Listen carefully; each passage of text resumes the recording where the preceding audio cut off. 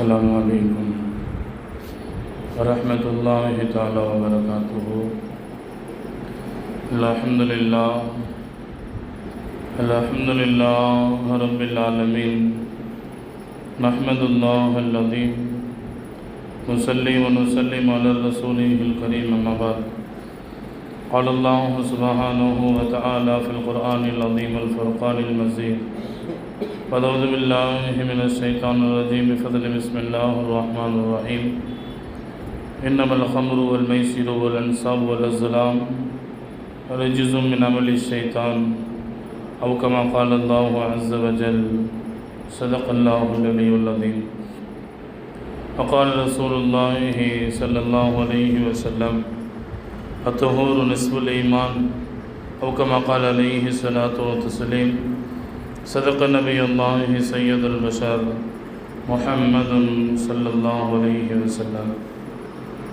அல்லாஹும் அல்லாஹுடைய ரசூலும் எந்தெந்த நல்ல காரியங்களை எடுத்து நடக்க சொன்னார்களோ அந்த நல்ல காரியங்களை எடுத்து நடக்கக்கூடிய தௌஃபீக்கையும், அல்லாஹும் அல்லாஹுடைய ரசூலும் எந்தெந்த தீமையான காரியத்தை விட்டும் நம்மை தடுத்தார்களோ அந்த தீமையான காரியத்தை விட்டும் தவிர்ந்திருக்கிற தௌஃபீக்கையும் அல்லாஹ் ஜல்லஷானஹு தஆலா உலகத்திலே வாழுகிற எல்லா முஸ்லிம்களுக்கும் தர வேண்டும் என்ற துஆவோடு என் வார்த்தைகளை துவங்குகிறேன். இன்றைய ஜும்மாவினுடைய சிந்தனையாய் மது நாட்டிற்கும் வீட்டிற்கும் கேடு என்றதொரு தலைப்பின் கீழ் ஒரு சில வார்த்தைகளை உங்களோடு நாம் பகிர்ந்து கொள்ள ஆசைப்படுகிறோம். உலகில் ஆக உயர்ந்த உன்னதமான கண்ணியமான சங்கைமிக்க சன்மார்க்கத்தில் தீனுல் இஸ்லாத்தில் அல்லாஹ் நம்மை சங்கமிக்க செய்திருக்கிறான். தீனுல் இஸ்லாத்தில் அல்லாஹ் ஜல்லஷானஹு தஆலா நம்மை பயணிக்க செய்திருக்கிறான். இஸ்லாம் என்பது வெறுமனே வார்த்தை என்று நாம் அதை கடந்து சென்று விடாமல் அழகிய ஒரு உயர்ந்த வாழ்க்கையின் நெறிமுறைகளை கற்றுத்தரும் கல்விச்சாலை, பணிவையும் பக்குவத்தையும் பண்பாட்டையும் கற்றுத்தரும் பல்கலைக்கழகம் என்பதை நாம் கவனத்தில் வைக்க வேண்டும். தீனுல் இஸ்லாத்தை குறித்து பல்வேறு வசனங்கள் திருமறையில் இருந்தாலும் ஒரு ஆயத்தில் அல்லாஹ் இப்படி சொல்கிறான்: அல்யௌம அக்மல்து லக்கும் தீனக்கும், இன்றைய நாள் உங்களுடைய மார்க்கம் பரிபூர்ணமாகிவிட்டது என்று ஸல்லல்லாஹு அலைஹி வஸல்லம் என்பவர்களுடைய இறுதி ஹஜ்ஜாக இருக்கிற ஹஜ்ஜத்துல் வதாவிலே அரஃபாவினுடைய மைதானத்தில் ஸல்லல்லாஹு அலைஹி வஸல்லம் என்பவர்களுக்கு இந்த ஆயத்து இறங்கியது. இந்த மார்க்கத்தை இறைவன் பரிபூர்ணப்படுத்திவிட்டான். இந்த மார்க்கத்தை இறைவன் முழுமையாக்கிவிட்டான். இனிமேல் இந்த மார்க்கத்தில் யாராவது குறைத்து பேசுவதற்கோ அல்லது கரைகளை கண்டுபிடிப்பதற்கோ களங்கத்தை ஏற்படுத்துவதற்கோ வாய்ப்பே இல்லை என்பதுதான் இந்த ஆயத்து நமக்கு சொல்லித் தருகிற விளக்கங்களும் விவரங்களும் என்பதை நாம் கவனத்தில் கொள்ள வேண்டும். எந்தளவிற்கு என்று சொன்னால், நிறை குடம் தழும்பாது என்று உலகத்தில் ஒரு பொதுமொழி இருக்கிறது. அதுபோலதான் தீனுல் இஸ்லாம் என்பது நிறைவான ஒரு குடம், நிறைவான ஒரு கூடம் தீனுல் இஸ்லாம் என்பது. அதனால் இந்த தீனுல் இஸ்லாத்தில் யாராவது கரை கண்டுபிடிப்பதற்கோ குறைகளை சொல்வதற்கோ உலகத்தில் வந்தார்கள் என்றால் அவர்கள் தோற்று போயிருக்கிறார்கள். இஸ்லாம் மட்டும்தான் வெற்றி பெற்றிருக்கிறது. இதுதான் நாம் கடந்து வந்த வரலாறு. கியாமத்து வரையும் இந்த வரலாறு பேசப்பட வேண்டும். கியாமத்து வரையிலும் இந்த வரலாறுகள் வாசிக்கப்பட வேண்டும் என்பது அல்லாஹ்வுடைய உலகத்தின் நீதியாக இருக்கிறது. கனியத்திற்குரிய அல்லாஹ்வின் நல்லடியார்களே, தீனுல் இஸ்லாத்தில் சொல்லப்பட்டிருக்கும் அனைத்து விஷயங்களும் பரிபூர்ணமானது. எல்லா விதமான சட்டங்களும் முழுமையானது. ஷரீஅத்தினுடைய கொள்கை கோட்பாடுகள் அனைத்தும் மிக தெளிவாக மிக விளக்கமாக விவரங்களாக நமக்கு சொல்லப்பட்டிருக்கிறது.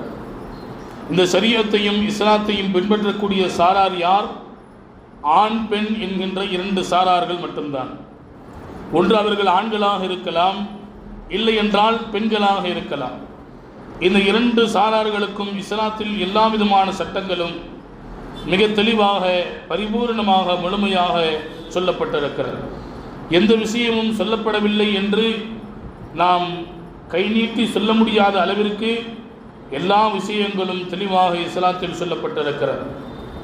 ஆனால் இஸ்லாத்தை பொறுத்தவரையிலும் ஆண்களை விடவும் சட்டங்களில் கூடுதலான சலுகை பெண்களுக்கு இருக்கிறது. சில இடங்களில் ஆண்களுக்கு சலுகை இருக்கிறது, பெண்களுக்கு சலுகையே இல்லை என்கின்ற அளவிற்கு சட்டங்கள் வித்தியாசப்படலாமே தவிர எல்லா மக்களுக்கும் சட்டம் ஒன்றுதான், சட்ட புத்தகம் ஒன்றுதான், சட்டத்தை சொல்லித்தரும் இறைவன் ஒன்றுதான். ஆடையை நீங்கள் எடுத்து பாருங்கள். உதாரணம் சொல்கிறேன். ஆடையை நீங்கள் எடுத்து பாருங்கள். அந்த ஆடையில் ஆண்கள் கட்டாயமாக மறைக்க வேண்டியது என்று எடுத்தால், இந்த தொப்புள் ஓட்டைக்கு மேலே இருக்கிற பகுதியில் இருந்து இந்த முட்டிக்காலுக்கு கீழே உள்ள பகுதி வரை கண்டிப்பாக கட்டாயமாக ஒவ்வொரு ஆண்களும் மறைத்தே ஆக வேண்டும். இது ஆடையில் இஸ்லாம் சொல்லித் தருகிற செய்தி. முழுமையாக மறைக்கிறார், மேலாடை அணிகிறார், கீழாடை அணிகிறார், முழுமையாக மறைக்கிறார் என்றால் அது இஸ்லாத்தில் தனி சிறப்பு. ஆனால் கட்டாயமாக மறைக்க வேண்டியது என்பது தொப்புளுக்கு மேலே இருந்து முட்டிக்கு கீழே வரும் ஒரு ஆணுக்கான ஆடையை இஸ்லாம் வரவேற்று தருகிறார். ஆனால் ஒரு பெண்ணுக்கான கட்டாய ஆடை என்ன தெரியுமா? ஒட்டுமொத்த உடலையும் முழுமையாக மறைக்க வேண்டும். கால் நெகங்கள் கூட வெளியே தெரியக்கூடாது, தலை முடிகள் கூட வெளியே தெரியக்கூடாது, முழுமையாக மறைக்க வேண்டும். முகம் தெரிவதற்கு அனுமதி இருக்கிறது, ஆனால் முகத்தை மறைப்பது சிறந்தது என்று இஸ்லாம் சொல்லித் தருகிறது. ஆடையில் முழுமையான கட்டுக்கோப்பாக பெண்களை வைத்திருக்கும் இஸ்லாம் ஆண்களுக்கான சில கூடுதலான சலுகைகளை தருகிறது ஆடை விஷயத்தில் என்பதை நாம் பார்க்கிறோம். உணவு விஷயத்தில் ஆண்கள் பெண்கள் இருவருக்கும் சரியான சமமான சட்டங்கள் தான். எல்லா உணவும் எதெல்லாம் ஹலாலான உணவுகளோ ஆண்கள் பெண்கள் இருவருக்கும் அது ஹலால். எதெல்லாம் ஹராமான உணவுகளோ சாப்பிடுவது தடை செய்யப்பட்டிருக்கிறதோ ஆண்கள் பெண்கள் இருவருக்கும் அது தடையானது தான், ஹராமானது தான். உணவில் சட்டத்தின் சலுகைகள் இஸ்லாத்தில் கிடையாது. மூன்றாவது, இடங்கள் இருக்கிறது, பயன்படுத்தக்கூடிய பொருட்கள் இருக்கிறது. இடத்தில் நீங்கள் எடுத்துக்கொண்டால் ஒரு ஆண் சக்தி பெற்றால் கண்டிப்பாக பள்ளிவாசலில் வந்துதான் தொழ வேண்டும், இது கடமை. ஆனால் ஒரு பெண்ணோ பள்ளிவாசலுக்கு வந்து தொழுவது கடமை அல்ல, வருவதற்கான அனுமதி இஸ்லாம் தருகிறது. ஆனால் நீங்கள் ஆக சிறந்தது கடமை எதுவென்றால் வீட்டிலே அதிலும் இருக்கும் அறைகளில் உள்ளறையில் பெண்கள் தொழுவதுதான், பரலான தொழுகைகளை தொழுவதுதான் இஸ்லாத்தில் ஆக சிறப்பானது என்பதை இடங்களை குறித்து சட்டங்களை இஸ்லாம் சொல்லித் தருகிறார். பயன்படுத்தக்கூடிய பொருட்கள், நறுமணம் ஆண்களுக்கு ஹலால், நறுமணம் பெண்களுக்கு ஹராம்.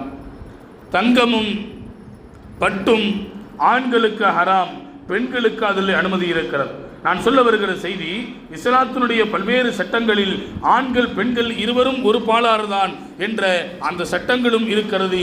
சில நேரங்களில் ஆண்களுக்கான சலுகைகளும் உண்டு, சில நேரங்களில் பெண்களுக்கான கூடுதலான சலுகைகளும் உண்டு.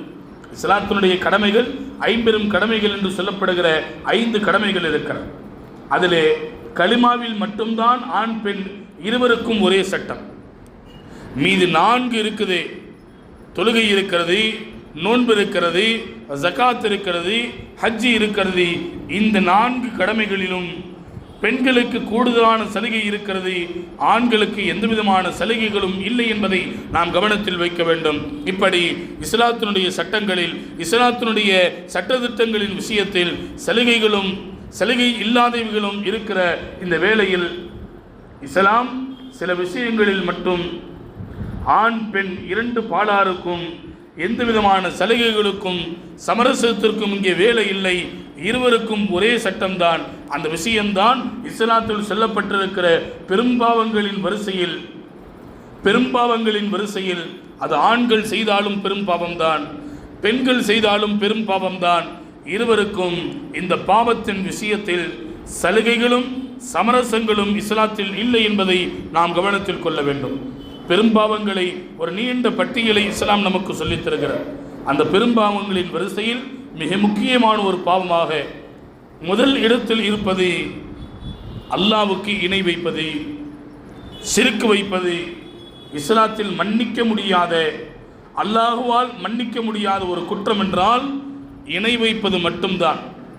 மற்ற எல்லா பாவங்களையும் நான் மன்னிக்கிறேன். வமன் யக்ஃபிரு ذுனூப இல்லல்லாஹ், எல்லா பாவங்களையும் மன்னிக்கிறேன் என்று சொல்லுகிற ரப்புல் ஆலமீன் இணை வைப்பதை மட்டும் நான் மன்னிக்கவே மாட்டேன் என்று திருமறையிலே அல்லாஹ் அழுத்தமாக பதிவு செய்கிறார். பெரும்பாவங்களுடைய வரிசையில் முதல் இடத்தில் இருப்பது இணை வைப்பது ஷிர்க். இரண்டாம் இடத்தில், மூன்றாம் இடத்தில் இருப்பதெல்லாம் மதுவும் விபச்சாரமும். மது இஸ்லாத்தில் மிக பெரும் பாவமாக, மாபெரும் ஒரு பாவமாக இஸ்லாத்தில் இருக்கிறது என்பதை நாம் கவனத்தில் கொள்ள வேண்டும். கண்ணியத்திற்குரியவர்களே, இன்றைக்கு மது நம்மிடத்தில் ஒரு சராசரியாக மாறிப்போகியிருக்கிறது, சகஜமாக மாறிப்போகியிருக்கிறது. மது மாபெரும் ஒரு கொடிய பாவம், ஒரு கொடூரமான பாவம், இஸ்லாத்தில் தடை செய்யப்பட்டிருக்கிற ஹராம் என்பதை நாம் கவனத்தில் வைக்க வேண்டும். இஸ்லாம் தூய்மையை, சுத்தத்தை விரும்புகிறது. தீனுல் இஸ்லாம் அதை வரவேற்கிறது. மறுபக்கத்தில் அசுத்தத்தையும் துர்நாற்றத்தையும் இஸ்லாம் அறவே தடுக்கிறது. பீடி சிகரெட்டு மார்க்கத்தில் ஹராமா மக்ரூஹா? பெரும்பாலான இமாம்கள் அது மக்ரூ, அருவருக்கத்தக்கது என்று சொல்கிறார்கள். பெரும்பாலான இமாம்கள் அது ஹராம் என்று சொல்கிறார்கள்.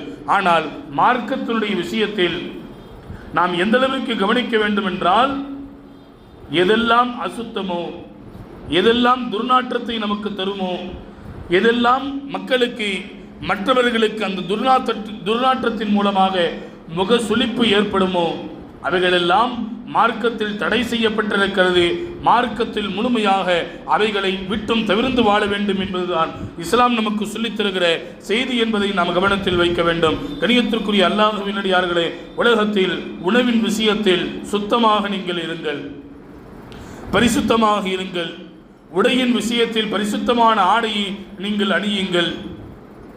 இடம் இருக்கும் இடத்தை நீங்கள் பரிசுத்தமாக வைத்துக் கொள்ளுங்கள் என்று சொல்கிற இஸ்லாம் அசுத்தத்தையும் அசிங்கத்தையும் துர்நாற்றத்தையும் முழுமையாக வெறுக்கிறது, தடை செய்கிறது என்பதை நாம் கவனத்தில் வைக்க வேண்டும்.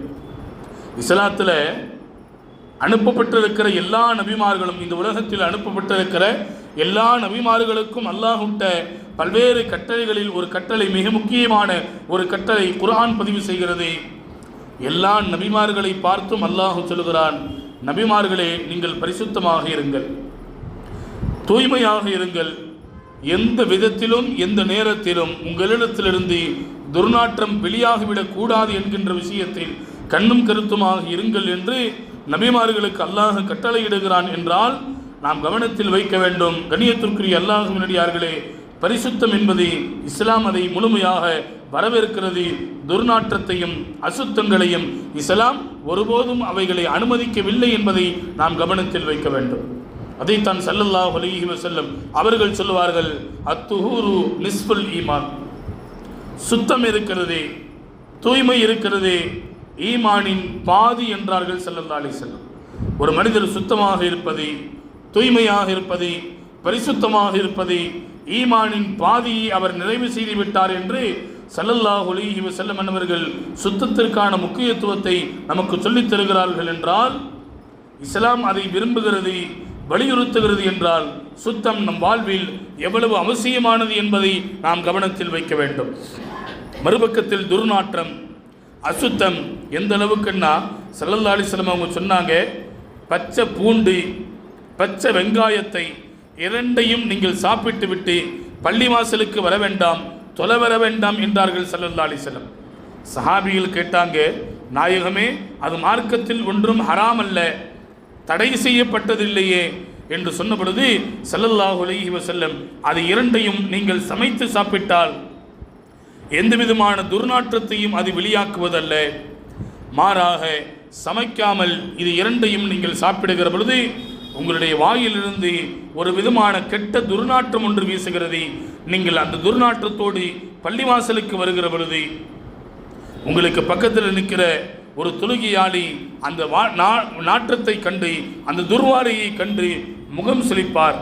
அந்த துர்வாடை யாருடைய வாயில் வீசுகிறதோ மலக்குகள் கூட அவர்களின் அருகாமையில் வரமாட்டார்கள் என்று அண்ணல் பெருமான் ஸல்லல்லாஹு அலைஹி வஸல்லம் மார்க்கத்தில் அனுமதிக்கப்பட்டிருக்கிற வெங்காயம், பூண்டு இவைகளை நீங்கள் பச்சையாக சாப்பிடக்கூடாது, இதன் மூலமாக உங்களுடைய வாயிலிருந்து துர்நாற்றம் வீசும் என்பதை ஸல்லல்லாஹு அலைஹி வஸல்லம் அவர்கள் சொல்லித் தருகிறார்கள். என்றால் அப்படிப்பட்ட மார்க்கத்தில் அனுமதிக்கப்பட்டிருக்கிற அந்த விஷயத்திலிருந்து கூட துர்நாற்றத்தை மார்க்கம் தடை செய்கிறது, மார்க்கம் அதை வெறுக்கிறது. ஸல்லல்லாஹு அலைஹி வஸல்லம் இந்த விஷயத்தில் நீங்கள் கவனமாக இருக்கும்படியாக நமக்கு வலியுறுத்தி இருக்கிறார்கள் என்பதை நாம் கவனத்தில் கொள்ள வேண்டும். ஸல்லல்லாஹு அலைஹி வஸல்லம் சபை சஹாபிகள் எல்லாம் அமர்ந்திருக்கிறார்கள். சஹாபிகள் கேட்டாங்க, அடிக்கடி உங்களை ஜிப்ரீல் அலைஹிஸ்ஸலாம் வந்து சந்திப்பார்கள், கொஞ்சம் காலமாக உங்களை வந்து ஜிப்ரீல் அலைஹிஸ்ஸலாம் சந்திக்காமல் இருக்கிறார்களே என்று கேட்டபொழுது அதற்கான காரணம் என்ன என்று சஹாபிகள் கேட்கிறாங்க. ஸல்லல்லாஹு அலைஹி வஸல்லம் அவங்க சொன்னாங்க, ஜிப்ரீல் என்னை வந்து அடைவதற்கு தடையாக இருப்பதை நீங்கள் தான் என்றார்கள். சஹாபிகளை பார்த்து சஹாபிகளுக்கு ஆச்சரியம், மற்றொரு பக்கத்தில் அச்சம். ஜிப்ரீல் அலைஹிஸ்ஸலாம் வருவதற்கு நாம் தடையாக இருக்கிறோமா என்று சஹாபிகள் ஆச்சரியத்தோடும் அச்சத்தோடும் அந்த நிலையில் இருக்கிற பொழுது ஸல்லல்லாஹு அலைஹி வஸல்லம் அவர்கள் சொன்னார்கள், உங்களில் பலர் சரியான முறையில் குளிப்பதில்லை, உங்களில் பலர் மீசையை கத்தரிப்பது இல்லை, குறைப்பதில்லை, உங்களில் பலர் நகத்தை வெட்டுவதில்லை, உங்களில் பலர் கையினுடைய இடுக்குகளை இப்படி சுத்தம் செய்வதில்லை என்று ஸல்லல்லாஹு அலைஹி வஸல்லம் சஹாபிகளை பார்த்து சொன்னார்கள் என்ற அந்த செய்தியை நாம் ஹதீஸுகளில் வாசித்து பார்க்கிறோம். நான் சொல்ல வருகிற செய்தி, குளிக்காமல் இருப்பது ஒரு துர்நாற்றத்தை வெளிப்படுத்தும் அல்லவா, அந்த துர்நாற்றம் கூட மலக்குகள் வருவதற்கு தடையாக இருக்கிறது. நாம் நகங்களில் இருக்கிற அந்த அசுத்தங்கள் கூட மலக்குகள் வருவதற்கு தடையாக இருக்கிறது. மீசையை கத்தரிக்காமல், ஆம்பளைக்கு அழகே மீசை என்று சொல்கிறோம், இஸ்லாம் அதை முழுமையாக கண்டிக்கிறது. இஸ்லாம் அதை முழுமையாக கண்டிக்கிறது, அதை வரவேற்கவே இல்லை. ஒரு ஆணுக்கான அழகே தாடிதான், மீசை அல்ல. ஒரு ஆணுக்கான அடையாளம் என்பது மீசை அல்ல என்பதை இஸ்லாம் நமக்கு சொல்லித் தருகிறது. மீசையை குறைக்க வேண்டும். எந்த அளவுக்குன்னா, லைட்டாக முடி இருக்கிற மாதிரி அளவுக்கு தான் மீசையை குறைக்க வேண்டும், மீசையை கத்தரிக்க வேண்டும். அப்படி நீங்கள் மீசையை வளர்த்தால், உதடுவரை வளர்த்தால் மலக்குகள் கூட வரமாட்டார்கள் என்றார்கள் அண்ணல் பெருமான் ஸல்லல்லாஹு அலைஹி வஸல்லம். கடைசியாக சொன்னார்கள், உங்களுடைய விரல்களில் இருக்கிற இடுக்குகளில் இருக்கிற அந்த அழுக்குகளை நீங்கள் சரியான முறையில் சுத்தம் செய்யவில்லை என்றால் மலக்குகள் வரமாட்டார்கள் என்றார்கள் அண்ணல் பெருமான் ஸல்லல்லாஹு அலைஹி வஸல்லம் அன்னவர்கள். என்றால் கண்ணியத்திற்குரியவர்களே, அசுத்தமாக துர்நாற்றம் வீசும் இடங்களில் மலக்குகள் வருவதில்லை என்பதை இந்த வரலாற்றினுடைய நிகழ்வில் இருந்து நாம் புரிந்து கொள்ள வேண்டிய செய்தி என்பதை கவனத்தில் வைக்க வேண்டும். இப்படி சாதாரண குளிக்காமல் இருக்கிற அந்த வேர்வையினுடைய துர்நாற்றத்தில் இருந்து கூட மலக்குகள் வருவதில்லை என்றால், துர்நாற்றங்களில் மிக மோசமாக இருக்கிற, வாடைகளில் மிக கெட்ட வாடையாக இருக்கிற மதுவை குடித்து விட்டால் மலக்குகள் எப்படி வருகை தருகிறார்கள் என்பதை நாம் இங்கே யோசித்து பார்க்க வேண்டும். அதனால்தான் இஸ்லாத்தில் மது பச்சை ஹராமாக சொல்லப்பட்டிருக்கிறது. பெரும்பாவங்களுடைய வரிசையில் 2ஆம் இடத்தை மது பெற்றிருக்கிறது என்றால் அந்த பாவத்தை அறவே செய்யக்கூடாது. அந்த பாவத்திலிருந்து முழுமையாக நம்மை நாம் தற்காத்து கொள்ள வேண்டும் என்பதை கவனத்தில் வைக்க வேண்டும். சிலர் இஸ்லாத்தை ஏற்பதற்காக வேண்டி ஸல்லல்லாஹு அலைஹி வஸல்லம் அவர்களிடத்திலே வருகிறார்கள். வந்த உடனே இஸ்லாத்தை ஏற்றுக்கிட்டாங்க.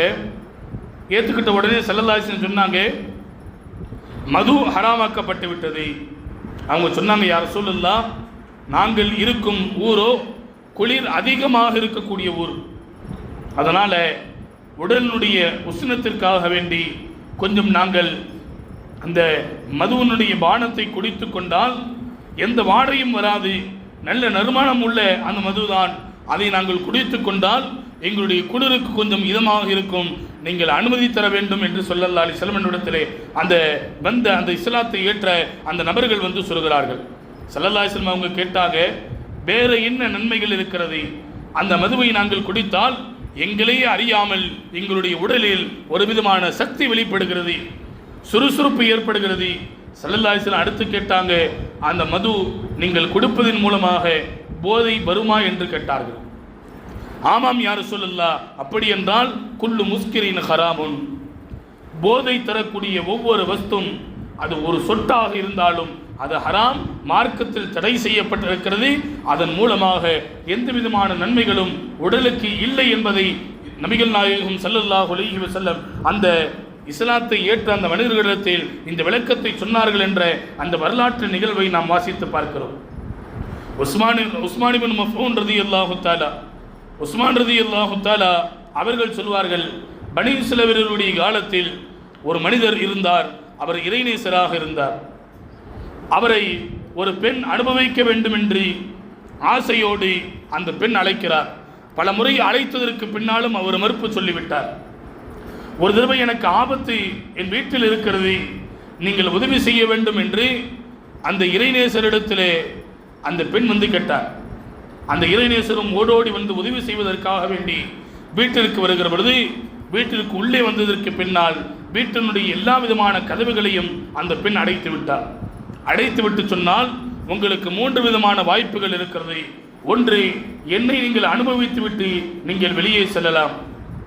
இல்லை என்றால் இதோ ஒரு அநாத குழந்தை ஒன்று இங்கே இருக்கிறது, இதை கொலை செய்துவிட்டால் நீங்கள் வெளியே செல்லலாம். இல்லை என்றால் 3வது உங்களுக்கான ஆப்ஷனாக மது ஒரு பாட்டிலிலே இருக்கிறது, அதை குடித்து விட்டால் நீங்கள் வெளியே செல்லலாம். இந்த இறைநேசர் யோசித்தார், விபச்சாரம் மார்க்கத்தில் பெரிய பாவம். 2வது கொலை செய்வது அதைவிட பெரிய பாவம். மது இப்பொழுது அருந்து விடலாம், வெளியே சென்றதற்கு பின்னால் வாந்தியை வெளியே எடுத்து விடலாம் என்று மதுவை அந்த மனிதர் அருந்து விட்டார். உஸ்மான் ரலியல்லாஹு இந்த வரலாற்றை சஹாபிகளுக்கு சொல்லி காட்டுகிறார்கள்.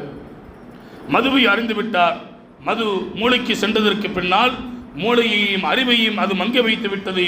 அதனால் மது குடித்ததற்கு பின்னால் நிதானம் இல்லாமல் விபச்சாரத்தையும் செய்துவிட்டார். அந்த குழந்தையையும் கொன்றுவிட்டார். உஸ்மான் ரலியல்லாஹு இந்த வரலாற்றை சொல்லிவிட்டு சொன்னார்கள், மது இருக்கிறதே எல்லா பாவங்களின் தாயாக தலையாக இருக்கிறது என்று ஹதரத் உஸ்மான் இப்னு மஃஊன் உஸ்மான் ரலியல்லாஹு தஆலா அவர்கள் சொல்கிறார்கள் என்றால், கண்ணியத்திற்குரியவர்களே, நாம் யோசித்து பார்க்க வேண்டும். எல்லா பாவங்களின் தாயாகவும் தலையாகவும் மது இருக்கிறது என்பதை நாம் கவனத்தில் வைக்க வேண்டும். மது ஒரு மனிதனுக்கு உள்ளே சென்று விட்டால் தாய்க்கும் தாரத்திற்குமான வித்தியாசம் இல்லாமல் போகிவிடுகிறது. மரியாதை எது கேவலம் எது என்பது தெரியாமல் போகிவிடுகிறது. நல்லது எது கெட்டது எது என்று தெரியாமல் போகிவிடுகிறது. வீதிகளிலும் ரோட்டினுடைய ஓரங்களிலும் பார்க்கிறோமா இல்லையா? மது ஒரு மனிதன் அறிந்துவிட்டால் அவனுக்கான சுயநிலவை இழந்துவிட்டு எங்கே உறங்குகிறோம், எங்கே இருக்கிறோம், எப்படி இருக்கிறோம், நாம் எங்கே தூங்கிக் கொண்டிருக்கிறோம் என்கின்ற சிந்தனை கூட இல்லாமல் சாக்கடைகளில் பலர் தூங்கிக் கொண்டிருப்பதை நம்முடைய கண்ணுக்கு முன்னால் நாம் பார்த்து கொண்டிருக்கிறோம். மது இத்தனை விளையாட்டுகளையும் கேவலங்களையும் மனிதர்களுக்கு மத்தியில் ஏற்படுத்தி கொண்டிருக்கிறது என்பதை நாம் கவனத்தில் வைக்க வேண்டும். இன்றைக்கு மது குடிப்பது கௌரவம் என்று நினைக்கிறோம்.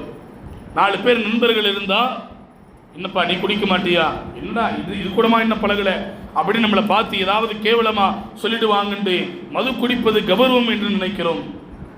நவீன உலகில் மது குடிப்பது நமக்கான ஒரு அடையாளம் என்று நினைக்கிறோம். கண்ணியத்திற்குரியவர்களே, எப்பொழுதும் இஸ்லாம் மிக தெளிவான முடிவைத்தான் சொல்லும். மது உடலுக்கு எந்த விதமான நன்மைகளையும் தராது, முழுக்க தீமைகளை மட்டும்தான் அந்த மது தந்து கொண்டிருக்கிறது என்பதை இஸ்லாம் நமக்கு அடித்து ஆணித்தரமாக சொல்கிறது.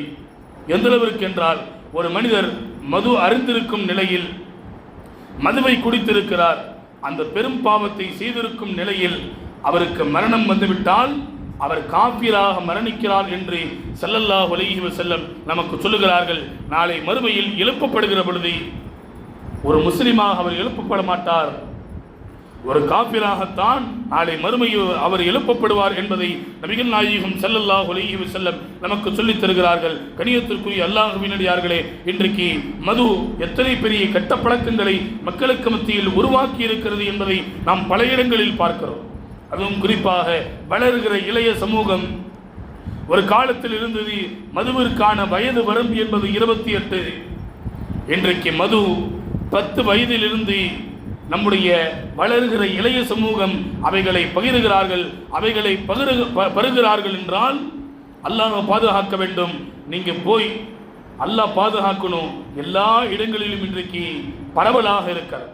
மதுபான கடைகள் அரசு அனுமதியோடு நடந்து கொண்டிருக்கிறது என்ற கேவலம் ஒரு பக்கம் இருந்தாலும், அதை குடிக்கக்கூடியவர்கள் பெரும்பாலும் இளைஞர்கள், வாலிப சமூகம் தான் என்பதை கண்ணியத்திற்குரியவர்களே இங்கே நான் வருத்தத்தோடு பதிவு செய்வேன். கைஸ் இப்னு இயான் ரலியல்லாஹு தஆலா அவர்கள் சொல்வார்கள், அவர்களுடைய மாணவர் மரண தருவாயிலே இருக்கிறார். பக்கத்தில் போய் அவங்க சொல்றாங்க, ஃபுதைல் இப்னு இயான் ரலியல்லாஹு தஆலா அருகாமையிலே போய் தன்னுடைய மாணவருக்கு லா இலாஹ இல்லல்லாஹ் லா இலாஹ இல்லல்லாஹ் என்று சொல்லிக் கொடுக்கிறார்கள். அவருடைய மாணவர் சக்ராத்தினுடைய நிலையில் இருக்கிறார். அந்த மாணவர் சொன்னார், சொல்லாதீங்க அப்படின்ட்டு தன்னுடைய ஆசிரியனுடைய வாயை அடைக்கிறார். அடுத்து சூரத்தை யாசீனை ஓதுவோம், ஏனென்றால் சக்ராத்தினுடைய நிலையில் இருக்கிற ஒரு மனிதர்களுக்கு பக்கத்திலே அமர்ந்து சூரா யாசீனை ஓதினால் அவருடைய ரூஹு இலகுவாக கைப்பற்றப்படும் என்பது அண்ணலாருடைய வார்த்தை. அதனால் ஃபுதைல் இப்னு இயான் ரலியல்லாஹு தன்னுடைய மாணவருக்கு அருகாமையிலே வந்து சூரா யாசீனை ஓத ஆரம்பிக்கிறார்கள். மீண்டும் அந்த மாணவர் சக்கராத்தினுடைய நிலையில் இருக்கிறார். ஃபுதைல் இப்னு இயான் ரலியல்லாஹுவினுடைய வாயை தன் கரங்களால் மூடுகிறார். இதே நிலையில் இருக்கிற அந்த நிலையில் அவர் மரணித்தும் விடுகிறார்.